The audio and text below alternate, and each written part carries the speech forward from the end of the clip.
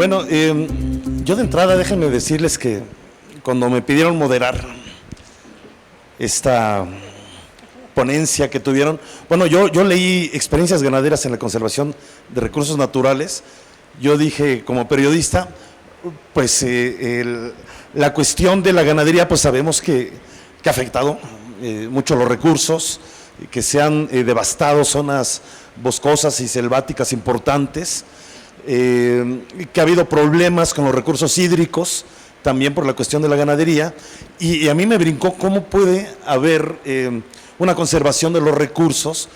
Es como decir, los fuegos que ahora están de moda van a ayudar a la conservación. O sea, yo dije, bueno, como que se contrapone. Yo dije, no entiendo por dónde, pero se me hace muy interesante lo que cada uno de ustedes fue comentando.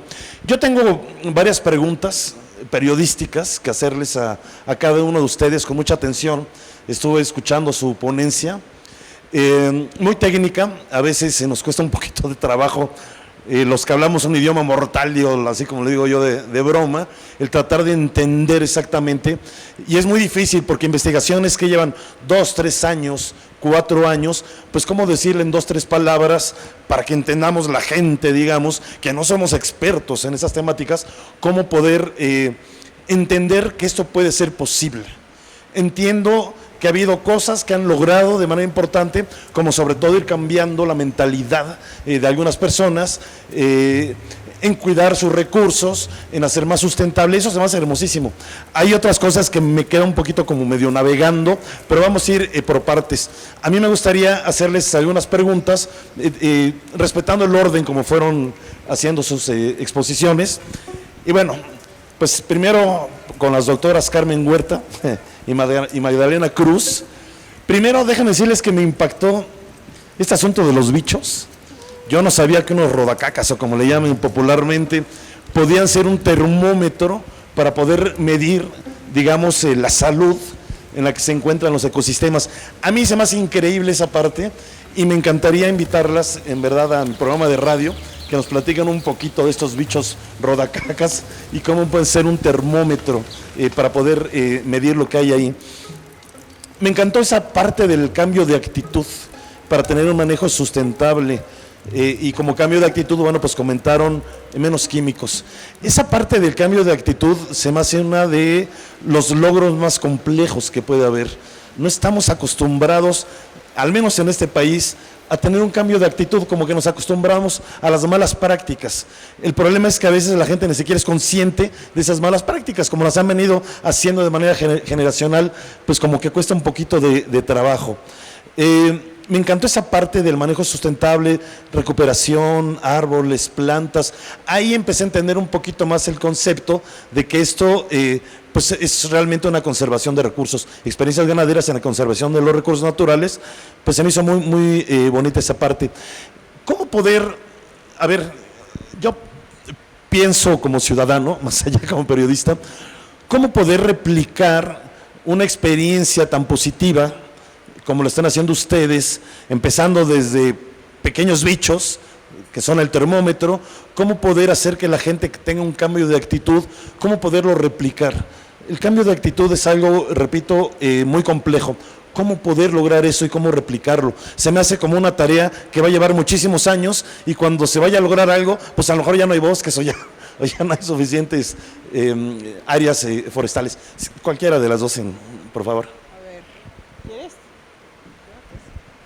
Bueno, yo creo que una de las cuestiones más importantes para el cambio de actitud de las personas es justamente el tener un diálogo directo con ellos. Siempre se ha sentido que la academia está alejada de la gente del campo y de las demás personas ciudadanas, pero cuando uno asume que uno es ciudadano, sí tiene un grado académico y trabaja en un centro de investigación y todo eso que ustedes gusten y manden, pero además uno forma parte de una comunidad y que además uno también tiene los problemas ciudadanos que tienen el resto de ciudadanos, porque no estamos alejados de la problemática ciudadana.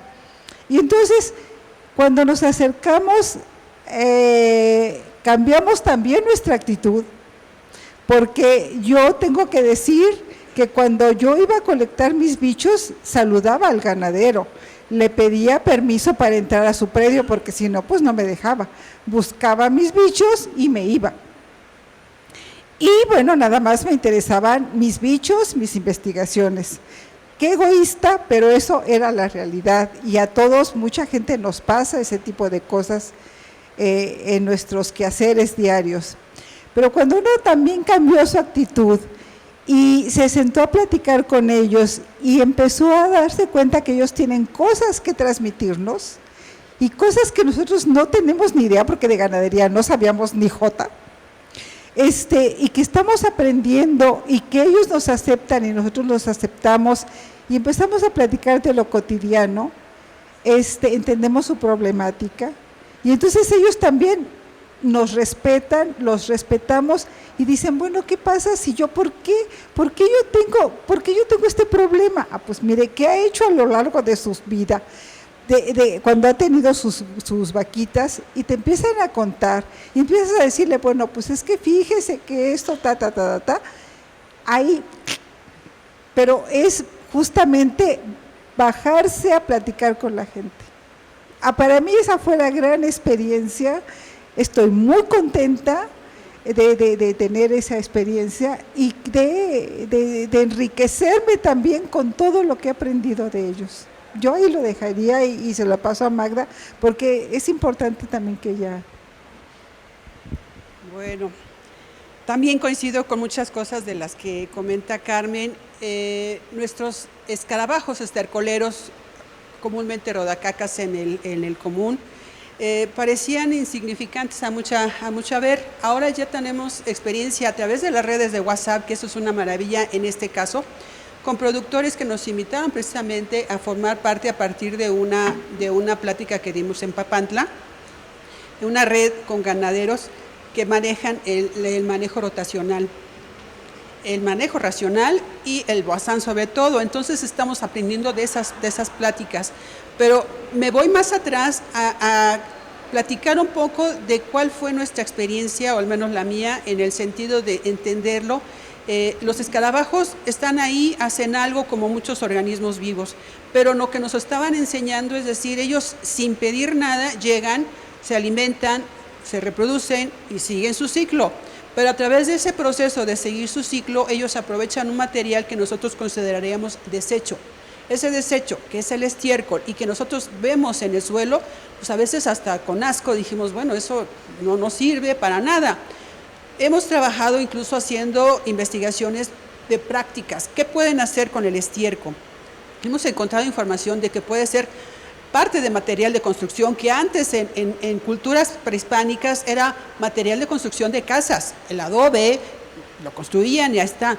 En la India es material de carbón para poder hacer cocinas y demás. O sea, tenemos usos diversos en la cultura diversa, ¿no? También se puede actuar a hacer lombricomposta con este desecho, ya abonar directamente al suelo, o bien con ciertas técnicas de aprovechamiento, ser productores de biogás. Ese biogás puede generar electricidad a una comunidad, a una casa, y entonces ser un producto benéfico. Como ven, un producto que consideramos desecho, pues resulta que puede ser incluso económicamente redituable. Regreso a los escarabajos y ahora nos ponemos a ver cuál sería la ventaja de manejar estos organismos de manera pues un poquito más práctica. Si yo los tengo aquí y me están haciendo algo, me cuesta ese servicio. Entonces vamos a empezar a entender esta problemática cuando alguien empezó a darle peso a ese servicio. Y esos primeros estudios fueron de los 70s, un primer investigador que dijo, bueno, ¿cuánto me hace estos escarabajos para limpiar este estiércol de este potrero? Mide tanto el pastelito que deja, cuántos pastelitos hace la vaca, en cuánto terreno, cuánta superficie, cuántas veces al día. Entonces va haciendo cuentas sencillas y le pone precio. Le ponen precio al decir, los escarabajos en Estados Unidos en ese momento me cuestan $2 millones en esta zona, en estas condiciones. pesos a la limpieza del estiércol en un momento dado, dicen, pues nadie lo hubiera pensado, ¿no? Es un ahorro para los productores, porque eso no lo van a estar haciendo ellos. Ellos no van a estar yendo a quitar el estiércol o enterrándolo o quitando todo lo que está sucio. Al contrario, ese material se está reintegrando de manera natural y muy efectiva. Hay escarabajos de tamaño 2-3 centímetros en los que pueden enterrar en minutos medio gramo, bueno, 500 gramos de excremento y sacan ese complemento en tierra. Por lo tanto, renuevan la tierra, entierran el material y airean también. O sea, todo ese servicio a cualquier productor agropecuario le da pues una idea de decir, la tierra no se compacta por el pisateo de las vacas, se está removiendo al momento que están pasando los escarabajos. Entonces son servicios de limpieza del estiércol, de enterramiento, de fertilidad, de control de parásitos. Los huevos que están en el estiércol, como ya había mencionado, también tienen un precio. Si esas vacas están enfermando, hay que darle medicamento, hay que pagar al veterinario, hay que estar cuidando cada vez que se enferma, ¿no? Entonces también hay control de plagas. Las moscas también es otro problema.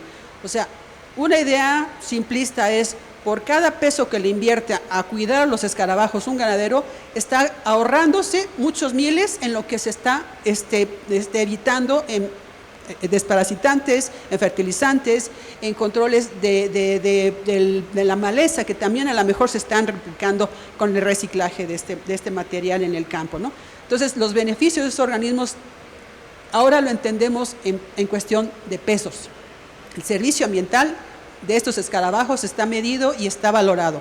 Entonces es una manera de que los ojos y los oídos nos hagan caso, porque antes nada más decíamos, son escarabajos, pues qué bueno. Ahora le decimos, si usted tiene estos escarabajos, está ahorrando al menos 100,000 pesos al año en fertilizantes, en control de parásitos, en control de moscas. Entonces es una manera arbitrariamente, sin decir nada, que a nosotros ya nos puede dar más importancia, ¿no? Entonces, este servicio es muy importante. La actitud cambia cuando le llegamos al bolsillo a la gente. Es verdad.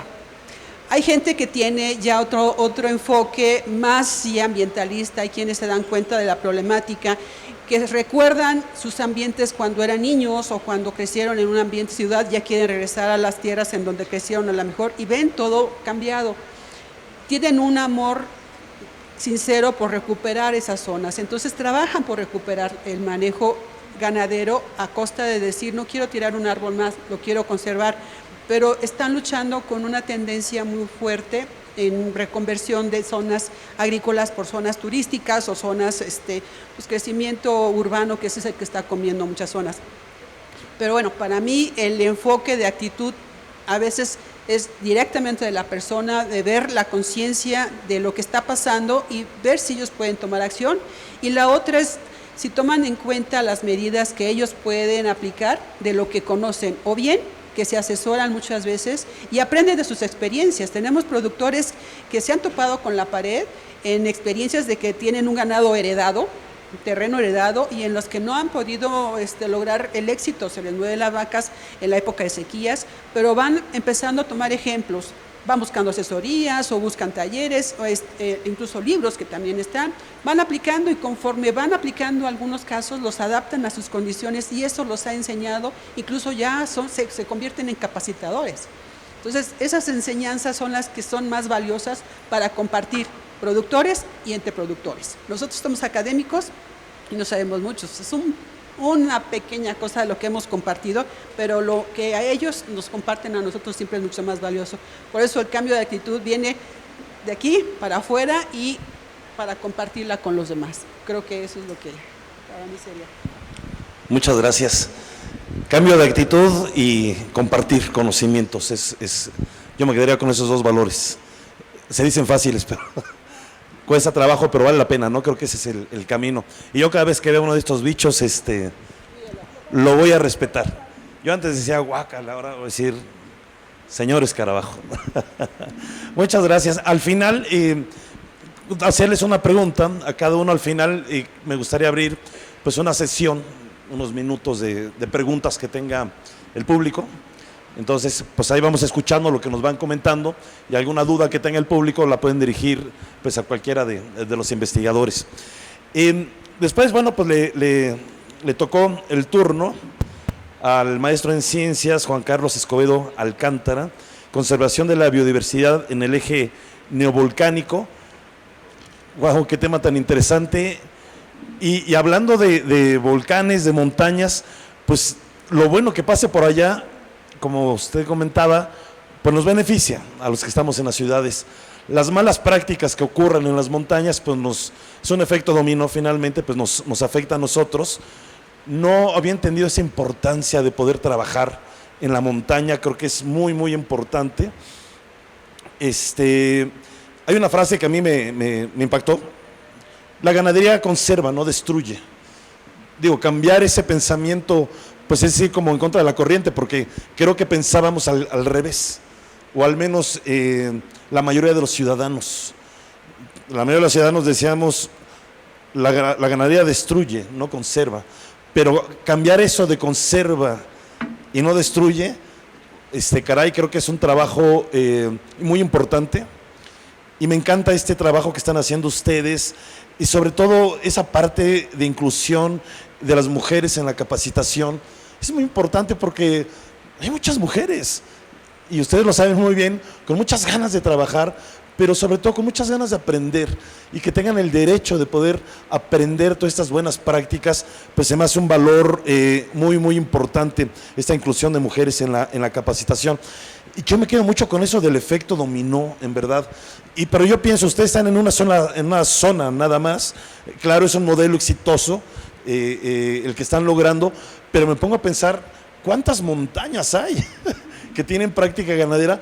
Pues yo creo que son todas. ¿Cómo lograr que un modelo exitoso en un lugar se pueda llevar en un tiempo, entre comillas, récord, para que estos efectos sean positivos en otros lugares? Porque digo, a lo mejor, no lo sé, a lo mejor eternamente nos podremos pasar con un modelo de investigación en un solo lugar muy exitoso, pero ¿en qué momento se puede brincar a otros lugares? Porque México está lleno de montañas y está lleno de ganadería. Por favor, gracias. Gracias. Bueno, existen diferentes modelos para transferir la tecnología, y uno de los que más nos ha dado resultado, principalmente por el tiempo y los recursos tan cortos que tenemos, también ha sido las giras de intercambio de productor a productor. Conocemos, por ejemplo, un productor exitoso en Hidalgo, el cual lleva todos estos buenas prácticas, y entonces, por ejemplo, ahí los empezamos a llevar a los productores para que entre productores hicieran el intercambio de experiencias. Después, a nivel un poco más de técnicos y de institución, creamos estos foros de ganadería sustentable, e incluso, bueno, a todos ellos los conocimos el año pasado, porque precisamente queremos que esas iniciativas se repliquen y que hagamos algún esquema donde lo poquito que cada uno de nosotros hemos sumado se lo lleven las otras experiencias. Y ahí fue un intercambio muy bueno, porque también había bastantes productores, e incluso, digamos, los del norte, que se pueden decir que están en el top 100, algunos de ellos decían, me llevo cosas de tipo social que antes yo no veía y que no aprendí, y que aquí vine a reconocer la importancia del sector social, que es la parte de las montañas, ¿no?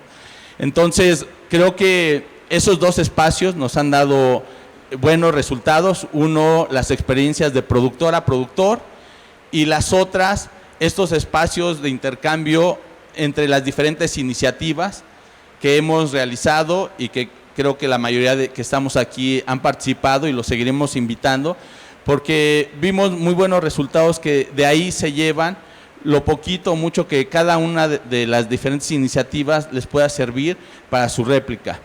Y en el caso de mujeres, les quiero contar rápidamente una experiencia. Cuando nosotros hicimos el diagnóstico, en estas zonas de montaña, la mayoría son ejidos, y los ejidos son principalmente liderados por hombres. Entonces, cuando venían las capacitaciones de las instancias de gobierno o de alguna universidad, siempre se dirigían hacia el comisariado ejidal. Entonces, por usos y costumbres, él principalmente invitaba pues a los compadres, a los que son los dueños del ganado, ¿no?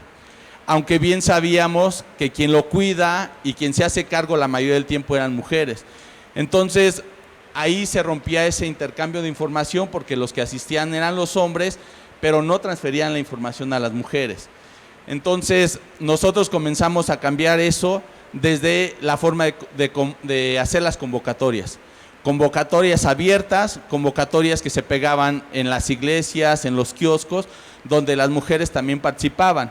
Pero a la par se hicieron varios talleres de equidad de género, donde el hombre lo sensibilizamos a que él también tenía que destinar su tiempo hacia las actividades del hogar para que la mujer tuviera más tiempo de capacitarse. Entonces, cuando logramos ese equilibrio, fue donde el hombre empieza a participar más en las actividades del hogar y las mujeres se involucran y son incluidas en las capacitaciones. Y también algo que comentaron ya y que tenemos muy claro y documentado es la reducción de horas de pastoreo. Generalmente ellos llevaban 8 horas e incluso algunas de ellas nos decían, anteriormente mis hijos comían a las 7, 8 de la noche que yo regresaba. Cuando las consultorías nos enseñan que hay métodos y formas de conservar, pero mejorar la alimentación del ganado, los tenemos hoy en día 4 horas y eso también nos ayuda a que el ganado esté generándole menos presión al bosque, hay menos animales y también socialmente las mujeres y los hombres se pueden dedicar más tiempo a la familia o a otras actividades.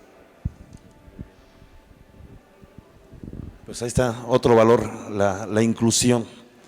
Entonces, cambio de mentalidad, compartir, la inclusión, son cosas interesantes que nos pueden ir ayudando a entender un poquito mejor cómo se puede revertir un problema y hacerlo una ganancia. Bueno, después tuvimos la participación de la licenciada Mariana Díaz Ávila, psicóloga, ¿verdad?, de la UNAM. Digo, como psicóloga y tan ducha en cuestiones ambientales.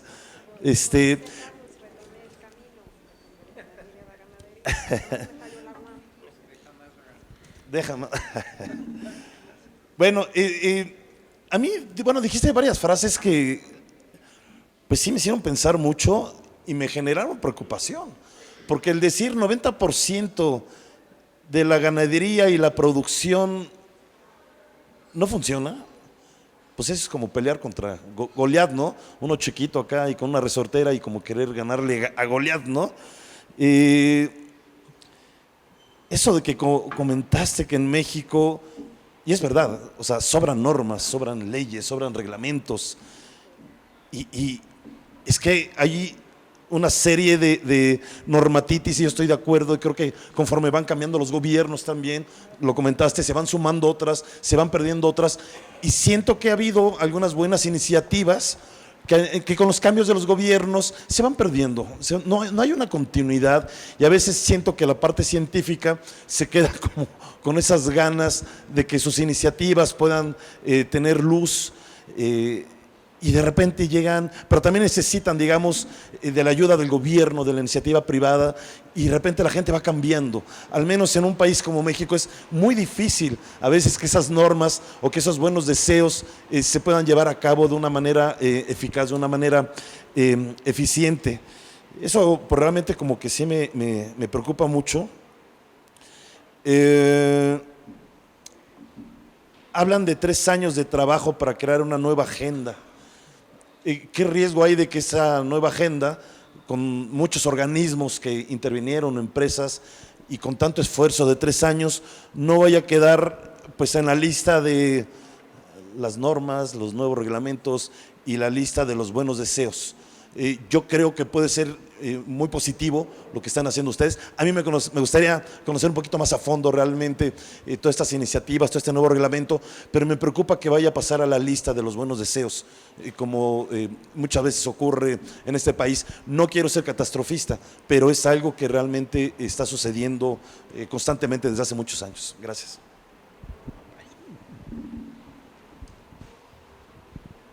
Bueno, a mí también me preocupa mucho.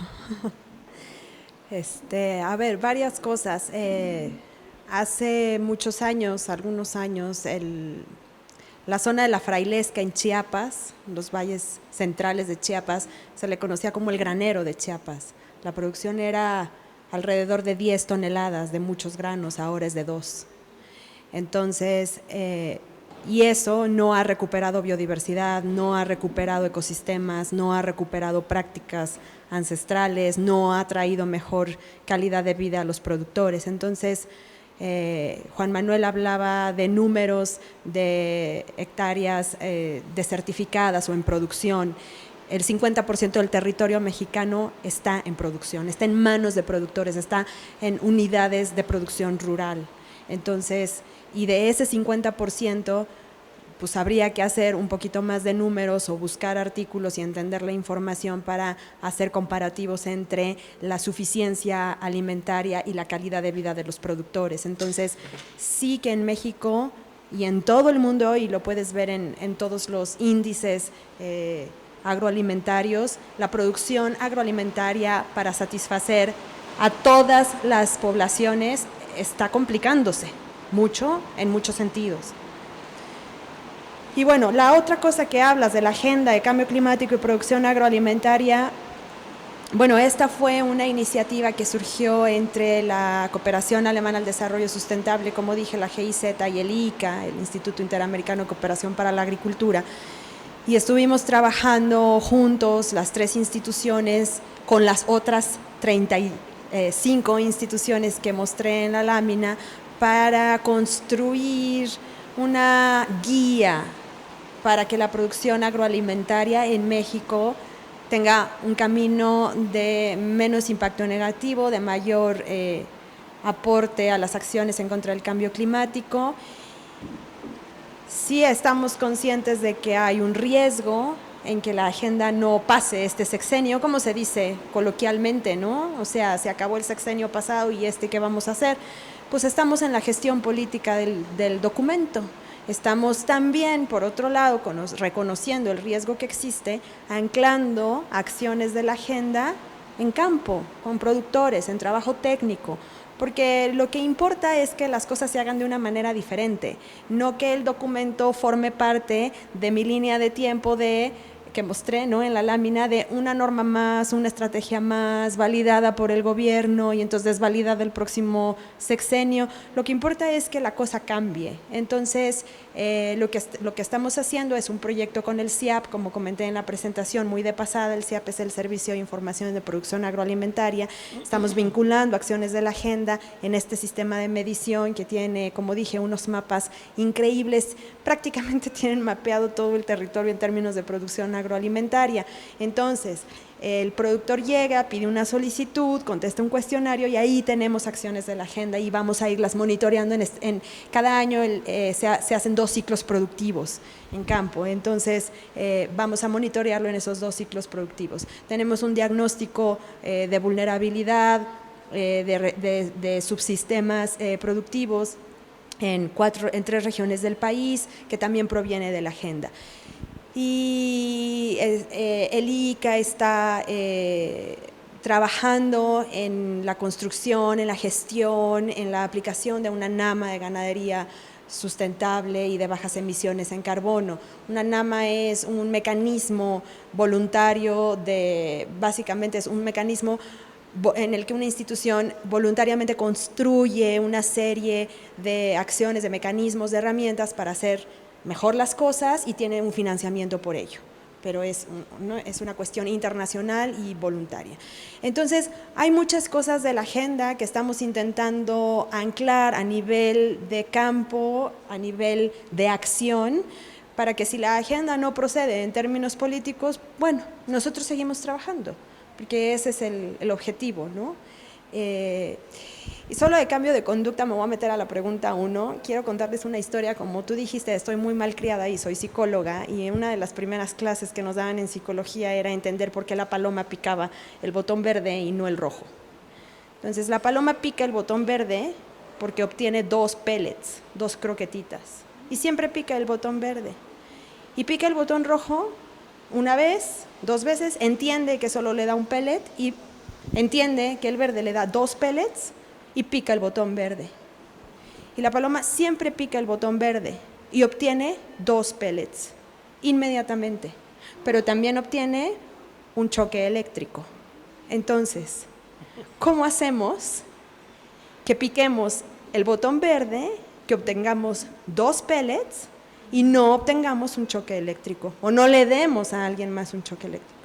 Y todos los chavos, estudiantes decían, pero pues ¿por qué no entiende? O sea, ¿por qué si le da un choque eléctrico no pica la roja? ¿Por qué sigue picando la verde? Porque le da 2 pellets y se los da inmediatamente.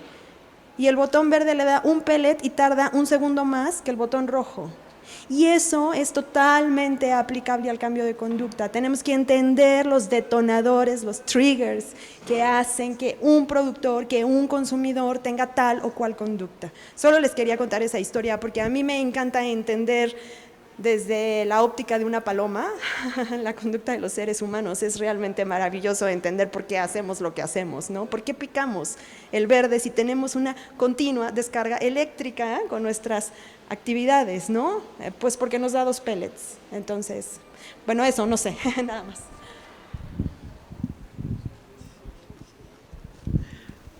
Está bueno ese de las palomas, Pues no sé, irnos al rojo, no sé. Picarlo varias veces. Si da nada más uno, pues picarlo varias veces, ¿no? Pero eso de tratar de encontrar, digamos, una respuesta, un camino a la problemática, por eso me gustan los hombres de ciencia, los investigadores, y además porque tienen una virtud muy grande, creen en lo que hacen. Y muchas veces se enfrentan con personas, organismos, políticos, la sociedad misma, que no creen muchas veces que es posible generar cambios. Pero ese no es el problema. Yo siempre he dicho que el problema es que la ciencia o los investigadores dejen de creer en lo que creen, valga la redundancia, ¿no? Y esa manera de estar creyendo, insistiendo, es cuando vienen los cambios. A veces no en el tiempo que quisiera uno, ¿no? Quisiera uno que los tiempos fueran, es más, a lo mejor ni siquiera nos va a tocar en vida, en la manera como quisiéramos, pero estar sembrando esa semilla, que es lo que están haciendo ustedes, se me hace algo verdaderamente admirable y algo hermoso, ¿no? Encontrar la respuesta por qué la paloma pica en uno y no pica en otro, en verdad que eso se puede aplicar en cualquier rubro de la vida, en verdad que es maravilloso. Por último, tuvimos al ingeniero agrónomo especialista en bosques, que por ahí alguien dijo que regresó al buen camino de la UAP. Yo creo que la de la Universidad Autónoma de Chapingo es muy buena también, tiene cosas muy, muy interesantes. Y bueno, Juan Manuel Frausto Leiva, ganadería regenerativa, en verdad que pues es un tema que pues no sé, digo, a lo mejor yo me equivoco, la palabra se me hace muy bonita, como rimbombante, pero en el trasfondo pues también tiene sus complejidades porque usted lo dijo y es muy fácil de entender, sin suelo no hay vida. O sea, ¿cómo poder hacer una ganadería regenerativa cuando exactamente una porción grande de suelo en este país ha ido perdiendo su riqueza, ha ido perdiendo su vida? Entonces, en verdad que es una labor pues también titánica, ¿no? Y todos hablaban de la importancia de lograr inversiones con resultados, comentó usted, pero esa parte de las inversiones también creo que es algo titánico, en verdad, ¿no? Sobre todo cuando son inversiones que venían por parte del gobierno y que cambia el gobierno y se van minando esas inversiones en diferentes áreas, en diferentes rubros, creo que eso le pone todavía una complicación más a todo esto, ¿no? Visión de trabajo y no de recetas, también me encantó esa frase, visión de trabajo y no de recetas. Visión a largo plazo para una ganadería sustentable, pero ¿cuánto tiempo lleva eso? O sea, a veces, vuelvo a lo mismo, a veces quisiéramos como cuando uno al médico, ¿no? Algo, deme una medicina rápido, porque ya quiero estar de un día para el otro muy bien. Y creo que en esto de temas tan complejos como es una necesidad de alimentación de una población que va creciendo y que cada vez se necesita mayor producción ganadera, ¿cuánto tiempo puede llevar esto para que sea sustentable, para que sea financiable? Que el gobierno puede invertir, pero cuando el gobierno no quiere invertir, digo, puede ser esto o cualquier otro, cuando el gobierno no quiere invertir, o a veces digo yo periodísticamente, que entiendan realmente la problemática, porque a veces no quieren invertir porque no siempre entienden bien la problemática. ¿Cómo poder lograr eso? Que se logre, que a lo mejor, como comentaba usted, que la banca de desarrollo pues se abra un financiamiento. Digo, sería algo importantísimo. Y creo que el financiamiento es con lo que andamos siempre peleando todos, en diferente rubro. ¿Cómo poderlo hacer tangible? Insisto, que no queden los buenos deseos cuando son muy buenas ideas. Y la cuestión del recurso pues es importante, pero no hay, no hay.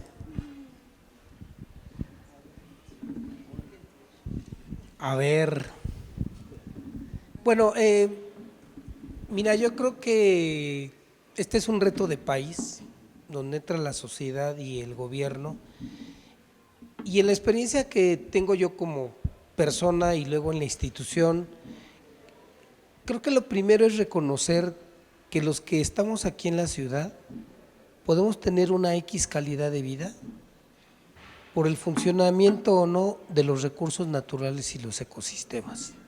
O sea, ahorita nos estamos bebiendo un vaso de agua que espero tenga calidad suficiente como para no caer fulminado en 3 minutos.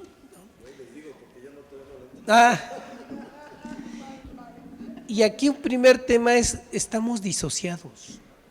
O sea, los que vivimos en las áreas urbanas no tenemos la idea de lo que pasa allá y menos aún de lo que vive la gente en las áreas rurales. Entonces, nosotros sí queremos agua en nuestra casa, ¿no? Queremos leche en nuestro Tetra Pak, ¿no? Queremos alimentos, ahora ya empezamos a querer alimentos orgánicos, ¿no? Pero de repente decimos, híjole, es que cuesta 10 pesos nada. Y Mariana habló muy bien de ese tema de, o sea, los cambios también están en nosotros. Entonces, tú decías, ¿cómo convencer a los ciudadanos, a los banqueros, al gobierno de esto? Pues demostrándoles que el tema de ganadería, en este caso regenerativa, es importante y es un elemento fundamental para el cambio de los recursos naturales y de la actividad económica de este país. Si hablamos que la mitad de la superficie del país está relacionado con esto, es enorme.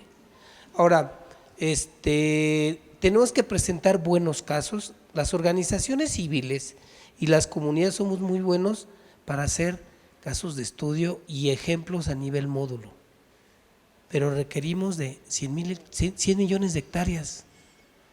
¿Cómo reproducimos esto rápidamente, con orden? Porque no se trata nada más, bueno, esta es ganadería sustentable regenerativa, como le queríamos llamar, y vamos a los casos y no es cierto, ¿no?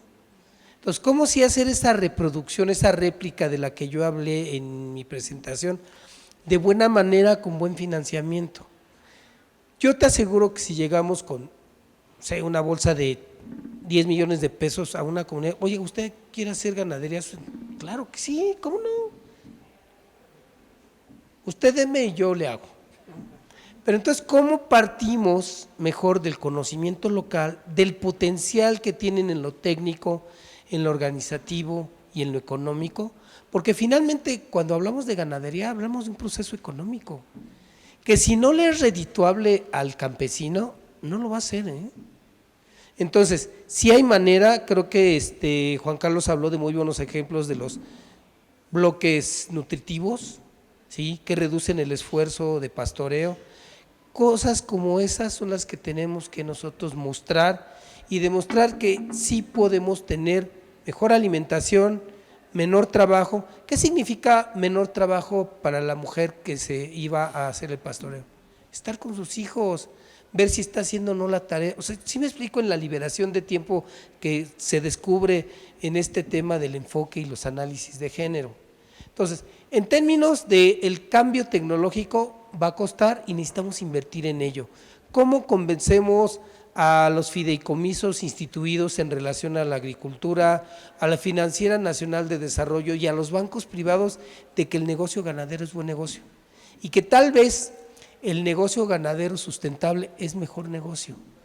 Nosotros hemos tenido una experiencia con una banca campesina que nos invitó a Fondo Mexicano a hacer dictámenes ambientales de créditos forestales.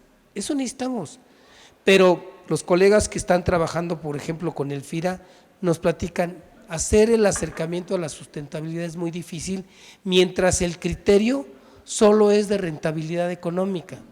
¿Cómo metemos los valores que comentó la compañera alrededor de los rodacacas? No solo ruedan la caca, ¿no? Permiten que se convierta en suelo, en buen suelo, permiten que haya una infiltración del agua. Bueno, en el momento que entendamos y transfiramos este conocimiento con evidencias específicas a la banca de desarrollo, creo que pueden ser bancables, así les llaman, a estos proyectos.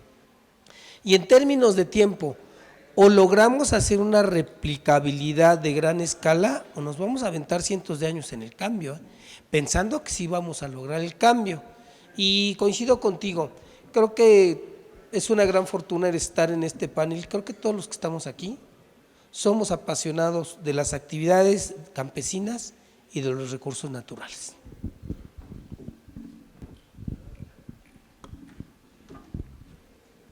Oye, ese rancho que comentó de los bisontes, cómo se me antojó, ¿verdad? Luego lo dije, yo quiero ir, invítenos, ¿quién quiere ir? Que todo. ¿Cuál taquito de bisonte anda usted de ahí? Si saliendo nos coordinamos con unas chelas, puede ser que pueda… Bueno, vamos a abrir un pequeño espacio, no sé cómo andemos de tiempo, para hacer algunas preguntas.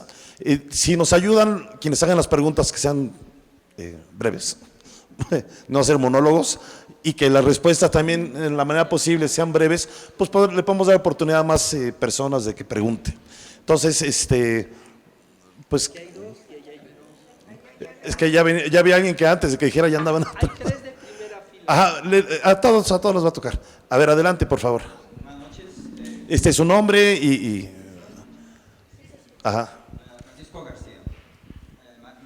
Mira, Mariana, primero agradecerte mucho el recordatorio de marcar nuestras raíces. Somos hijos del maíz, efectivamente. Difiero un poquito. Yo me voy a 12.000 años, pero 8 está en ese término. Igual, como lo marcas, efectivamente es una creación de la mujer, donde identificamos a la mujer con 2 cualidades, atención y cuidado. Y eso también me fortalece la teoría que tienes. Mis preguntas son con respecto a la agenda. ¿Hay una forma de poder tener acceso a ella para hacer una revisión? Ahora, te deseo que sea aprobada y se implemente. ¿En cuánto tiempo tendríamos resultados, si llevamos todo a pie de la letra? Y de alguna forma, dentro de los resultados, veríamos si efectivamente tiene valor. No el costo, sino el valor desde la perspectiva que nos habías comentado. Y el tercer punto, si están incluidos, hablas de productores y dentro de productores para mí lo interpreto como productores mayores, grandes, pero en unidades productivas como a nivel familiar también está considerada la gente. Gracias. Marina. Muy puntualmente, si implementáramos toda la agenda, las 316 actividades de la agenda en todo el territorio nacional, con suficiente presupuesto, no tengo idea en cuánto tiempo cambiaría el territorio nacional. No lo sé. No sé si alguien lo sepa, no sé si haya forma de saberlo. Sería una cosa realmente maravillosa, que para hacer un cambio drástico en la producción agroalimentaria, y de lo que hablabas hace rato preguntándole a Juan Carlos, para mí la respuesta es política pública y presupuesto.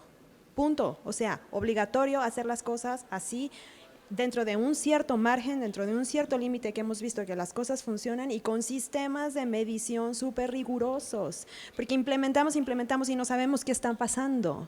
Entonces, no sé qué pasaría, porque no tenemos muchas líneas base, no tenemos mucho conocimiento de las cosas como están, cómo estuvieron, cómo podrían estar, entonces no lo sé.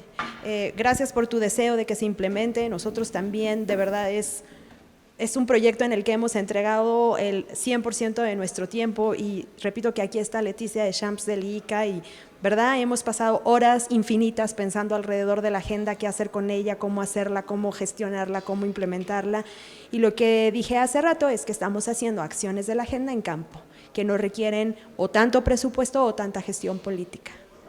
Esas fueron tus preguntas, creo. El acceso, perdón, sí, está en línea, pones Agenda de Cambio Climático y Producción Agroalimentaria y aparece. Uh-huh. La unidad productiva familiar, gracias. También, sí, claro, está muy considerada en la agenda. En realidad siempre hemos estado pensando en pequeños productores, en unidades familiares. Y hay una parte de la agenda que tiene que ver con investigación, desarrollo e innovación en uno de los ejes, en donde hay acciones muy claras que tienen que ver con preservación de tradiciones, de prácticas tradicionales, culturales, familiares, etcétera. Gracias. Sí, gracias. Bueno, más bien es un comentario. Yo soy superviviente de las inundaciones del 98 en Veracruz. Yo tengo 40 años yendo a esa zona. Y justo lo que tú estás diciendo, yo lo resumiría en una palabra: corrupción. Veracruz es uno de los estados más corruptos de la República, si no el que más, ¿no? Gracias al petróleo y gracias a otras cosas. Pero yo aprendí mucho y sé que la gente, cuando las autoridades no apoyan, pues tiene que hacerlo solo. Cada quien tiene su trinchera, por así decirlo. Si el gobierno no va a hacer nada o va a seguir haciendo intermediarismo en todos los apoyos económicos, no vamos a llegar a ninguna parte. Bueno, sí vamos a llegar. Yo creo que lo que pasó en Veracruz fue un aviso para toda la nación, ¿no? O sea, con la naturaleza no se puede jugar. Tú, como dices, bueno, estamos como perros de Pavlov también, como las palomas, sujetos a la publicidad y a la mercadotecnia. Estamos como robotitos. Si no cambiamos ese esquema o esa ética, esa moral, esa educación, ahorita que me recordó el escarabajo pelotero, que era sagrado para los egipcios, me recordó a Sísifo, este hombre que subía la piedra a la montaña y luego la tiraba otra vez para volver a hacer lo mismo. Estamos con la educación así.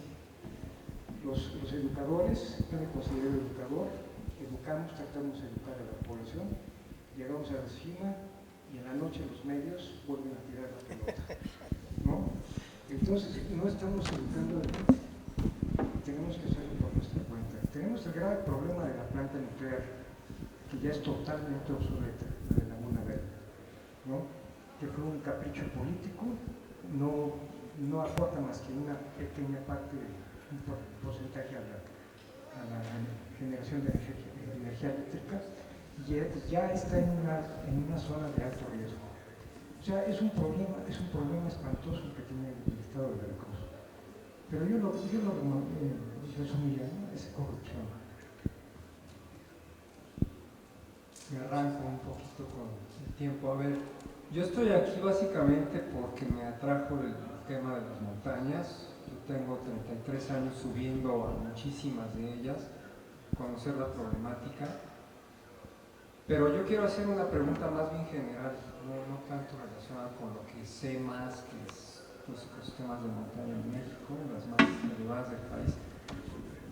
Hay un consenso mundial, hasta donde yo sé, si no me van a corregir, en este momento, de que nos quedan 10 años antes de que la civilización colapse. No lo digo yo, es decir, hasta diario leo noticias ambientales y sé que hay ya tiempos muy bien marcados, que es dentro de 10 años y en el 2050 seguramente ya estaría completamente colapsada la civilización. La pregunta para todos ustedes es, ¿qué se puede hacer honestamente en 10 años? ¿Y qué se puede hacer honestamente de aquí al 2050? Yo sé que tú acabas de decir que quién sabe cuánto tiempo, pero quiero realmente que ustedes sean muy abiertos, porque ese es el horizonte de tiempo que tenemos. O sea, yo no creo que para el 2100, para el 2200, no. Ya lo está diciendo una gran cantidad de científicos en todo el planeta de que quedan 10 años.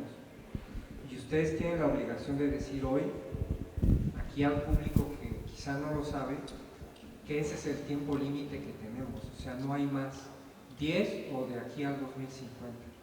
Ese sería el reto que yo les estoy haciendo con esta pregunta. Gracias. ¿Quién quiere comenzar? Primero las damas. Malvado. Bueno, yo no tengo la respuesta. Lo que yo sí sé es que, por ejemplo, voy a poner un país que es Colombia. En Colombia se le metió dinero del Banco Mundial, se habló con los productores, el gobierno empujó también, y en 10 años revirtieron la problemática de certificación que tenían en todas partes. He leído los trabajos de ellos, y es que hasta los páramos andinos los habían convertido en cuestiones de ganadería, lo cual pues es absurdo. Si uno conoce un páramo andino, dice, bueno, aquí cómo puede pastar una vaca, pero hasta ese absurdo habían llegado, y ellos en 10 años han revertido mucha de la problemática. Ellos todavía dicen que no están totalmente satisfechos porque bueno, pero hicieron un trabajo gigantesco apoyados con extensionistas tipo parecido a lo que plantea el Fondo Mexicano para la Conservación de la Naturaleza. Ellos hicieron un trabajo así, en el cual no nada más cambiaron la actitud de los productores, sino que cambiaron la actitud de los hijos de los productores, de tal manera que los hijos que antes se querían ir del campo para irse a otro lado porque el campo no les daba, ahora dicen, bueno, yo por lo que ha hecho mi padre y ha logrado mi padre y mi madre, porque es la familia completa, me quedo. Y si me voy, regreso con los conocimientos y les sigo. Eso es para mí lo que tenemos que hacer. Pero sí, el gobierno tiene que empujar. Y si el gobierno no empuja, hay que obligarlo, porque por eso lo pusimos. Aquí a lo mejor, quién sabe qué me vaya a pasar, pero yo puse a un gobierno para que haga un cambio positivo. Y si no lo hace, hay que obligarlo a que lo haga. Y hay que unirnos, hay que unir esfuerzos y hay que, y no vernos como que estamos en contra de él. No, te pusimos y tú cúmplenos y danos la oportunidad de empujar contigo, porque si no, no tampoco sirves. Y hay que hacerlo. Esa es mi manera de pensar. Yo uno un poco la idea de lo que ella decía del proyecto colombiano. A mí lo que me resalta más de la información que ellos han trabajado desde 2002 hasta la fecha, que tienen otro proyecto también de complementariedad, es los indicadores importantes que han manejado a lo largo de estos años, en los cuales se ha revertido la superficie degradada, la reforestación que se ha recuperado a lo largo de, creo que 36,000 hectáreas, millones creo, y eso ha revertido en una levantada en la producción de carne, de leche, en calidad de ambos, que eso ya tiene que ver con este factor de alimentación del pueblo, que ellos ya pueden competir con mercados internacionales en garantía de un buen rendimiento. En indicadores ambientales, captura de carbono, pago por servicios ambientales en reforestación y obviamente en carbono. Pago por recuperación de servicio por captura de agua. Obviamente el factor agua, si ustedes se imaginarían perder las capturas de agua en los bosques, en las selvas, en donde tengamos todavía, pues obviamente esa es la crisis que se está viniendo. La captura de agua es un factor muy importante, además del cambio climático. Los indicadores biológicos con los cuales los escarabajos son nuestros indicadores porque estamos ahí metidas, pero también hay otros insectos también que contribuyen, insectos que controlan a otros también se están recuperando. Eso implica un reequilibrio entre el sistema, entre un organismo y otro, sin tener que meterles químicos. Y obviamente el sistema se sustenta solito, se fertiliza, se controlan, se están autorregulando, un bienestar tanto para los animales en el campo como el bienestar social que se está logrando a lo largo de todos estos años. Entonces son proyectos que se han logrado en pocos años y entonces hay factibilidad, pero como dice mi compañera, hay que tener voluntades, sobre todo voluntades de los productores que sí las vemos y están interesados, están llamando, tocando puertas, que los productores unan y se vayan también a tocar las puertas de los que están manejando los recursos financieros, también es muy importante, les piden unidad y les piden hectáreas para que se puedan aplicar. Existen esas hectáreas, ¿no? Tenemos que ver. Y también la parte política, porque sin un coordinador político muchas veces se pierden estos recursos. Y un factor muy importante, en este caso, los promotores, que son los intermediarios entre los pagos de servicios ambientales, como el fondo, es un elemento que desde mi punto de vista sería clave para nosotros aquí en México, y podríamos decir que para Veracruz, porque en Veracruz estamos lanzando también estos proyectos, pero necesitamos la ayuda de todos. El proyecto tiene que lanzarse, quién financia, quién controla, a cómo se van a repartir las actividades y las capacitaciones. Se deben de renovar enseñanzas de capacitadores, extensionistas, pero puntuales, para la localidad, el manejo del animal, la reforestación en particular por diferentes áreas. No es lo mismo al norte, al sur, al centro, zona desértica, zona boscosa. Todo tiene que ser muy particular. Entonces, existen muchas alternativas, pero es un proceso largo, pero los intereses deben de estar unidos en un conjunto. El ejemplo se está, hay que seguirlo. Gracias. A veces uno lee autores de los años 60 y decían que en los 90 sí iba a haber un catastrofismo, ¿no? O en el año 2000 sí iba a acabar todo. Yo creo que depende mucho del enfoque.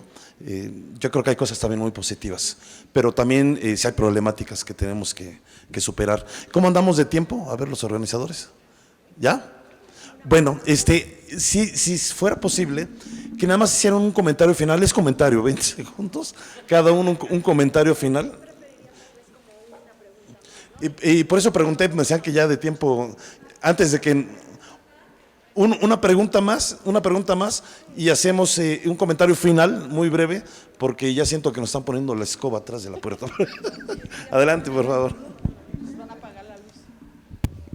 Muchas gracias, Alfredo Cuarón. Creo que son portadores de buenas noticias y se los agradezco mucho, porque justamente la ganadería extensiva, que es la que se habló, fue causante de pérdida de capital natural al deforestarse para inducir ganadería extensiva y luego, poco tiempo después, terminar con suelos degradados como consecuencia de todo el ploteo y la sobreexplotación. Entonces tuvimos una pérdida de capital natural y con una consecuencia de pérdida económica finalmente para los involucrados en eso. Entonces creo que fue una tragedia para todo el mundo. Entonces qué bueno que esté habiendo este tipo de cambios. Ahora, fue reiterado que mencionaron que, lo de emisiones, conservación de suelos, que es evidente que con estas prácticas de ganadería sostenible, con el apellido que le quieran poner, son mucho mejores. Pero hablaron también de que la diversidad biológica se ha visto beneficiado. Creo que es excelente ver el caso de los escarabajos, ¿no?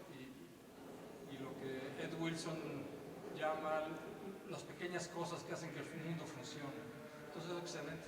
Pero no sé, me gustaría que hablara un poquito más. Juan Manuel mencionó que tienen monitoreos de diversidad biológica. ¿Hasta dónde realmente esto está contribuyendo a recuperar diversidad biológica? Porque ese es como uno de los temas que está muy poco documentado.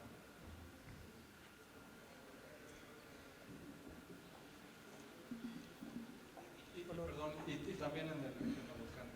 Sí, es lo que iba a comentar. Tal vez no soy el único que podría. ¿Sí se escucha? No. Creo que ya se lo. Gracias.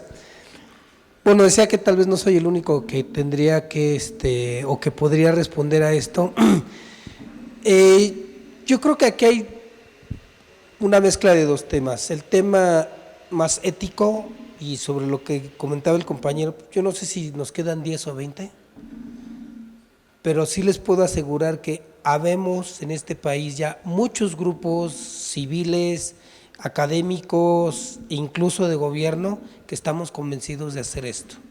Y si hacemos unas alianzas inteligentes con los dueños de los recursos naturales, que son los ejidos y las comunidades, esto puede tener mucho futuro. Ahora, sobre el tema específico de si esta ganadería o no contribuye a recuperar la biodiversidad, yo creo que tenemos algunos elementos que nos dicen que sí, y que quiero aprovechar la oportunidad ahora que estamos aquí albergados por Conavio, de que nos sigamos metiendo a este tema de cómo vamos a monitorear. Si ustedes se acuerdan, hace más o menos 2 o 3 años que salió la Estrategia Nacional de Biodiversidad de México, que fue encabezada por Conavio, y hay estrategias específicas para incorporar la biodiversidad a la agricultura, a la ganadería, incluso al tema forestal. Tenemos que seguir con esos trabajos y sostener en todo lo alto y lo que implica la labor de la CONABIO. O sea, tenemos una gran riqueza internacional y nosotros los usuarios tenemos que ponerla adelante, ¿sí? E impedir que se vea afectada en sus capacidades y en su crecimiento. Y de manera específica, nosotros lo que estamos viendo es que lo que se tiene que medir no está tan sencillo. O sea, realmente junto con la CONABIO, la CONAMP y la CONAFOR tuvimos un proceso de 5 años para la construcción del Sistema Nacional de Monitoreo de la Biodiversidad, que finalmente concluyó en un protocolo. Ese protocolo existe, el mapa que mostró Mariana de integridad de ecosistema se deriva de las tomas de datos que hicimos junto con estas instituciones y derivado de eso, porque la CONABIO no puede dar resultados tan finos como requiere una comunidad. Entonces nosotros trabajamos con la Comisión Nacional Forestal para generar un protocolo comunitario de monitoreo de la biodiversidad. Y ahora tenemos una herramienta que está basada en tecnología avanzada como las cámaras trampa y con la mejor información forestal de que se puede disponer ahora y creemos que eso lo pueden aplicar en campo. Para mí, ese es el horizonte en el que vamos a podernos dar cuenta si no solo la ganadería con una nueva orientación, sino las prácticas forestales o los sistemas agroforestales sí o no están contribuyendo. Yo intuyo que sí, después de casi 40 años de experiencia, pero necesitamos probarlo. Yo creo que el llamado de atención de manera, o lo probamos o no vamos a poder avanzar, es lo que yo diría. Bueno, y creo que aquí también, en alianza con los institutos de investigación, son los que conocen más herramientas de protocolo. Yo conozco, por ejemplo, dos, una del CATIE, en el que hacen un índice ganadero para la biodiversidad y con base en ese parámetro les dicen si les pagan un servicio ambiental. Lo analizamos, para México yo creo que se queda un poco más corto, habría que trabajar. Y creo que el comentario que haces es factible para que ahora que estamos empujando estas iniciativas, pues también en algún momento nos sentemos los aquí involucrados y empujemos cuál podría ser un índice para medir la biodiversidad en México y anexar dos cosas más,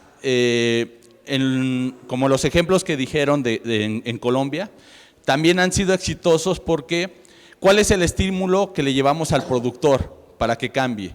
Uno de ellos fue aplicándole este índice de conservación, si lo llevaban a cabo y lo cumplían, se les daba este estímulo de pago por servicio. Entonces tendríamos que empujar en la política pública para que haya también un pago por servicio ambiental ganadero o productivo, como sea, no solamente la parte forestal, sino también en las actividades productivas. Y el segundo, la cuestión de la comercialización. Mariana comentaba mucho que también nuestra calidad de vida y nuestra forma de alimentarnos iba relacionado. Entonces nosotros creemos, bajo la experiencia del proyecto COVEN, que si nosotros empujáramos para que hubiera estímulos para esos productores en pago por servicios ambientales, por un lado, y por el otro, generar mercados o nichos específicos donde ellos pudieran obtener mejores ingresos, esa conversión y transferencia de tecnología podría ser mucho más rápido. Pues yo creo que lo que ustedes dos comentaron es como un buen remate para finalizar. A mí me gustaría mucho, y además es importante porque digo, a pesar del tiempo, pues la gente ha permanecido y eso es de que es un tema que interesa a todos y yo en verdad les reconozco y les agradezco mucho el esfuerzo que hacen ustedes porque es para beneficio de todos los mexicanos. Yo creo que lo mínimo que merecen es un fuerte aplauso a estos investigadores, en verdad.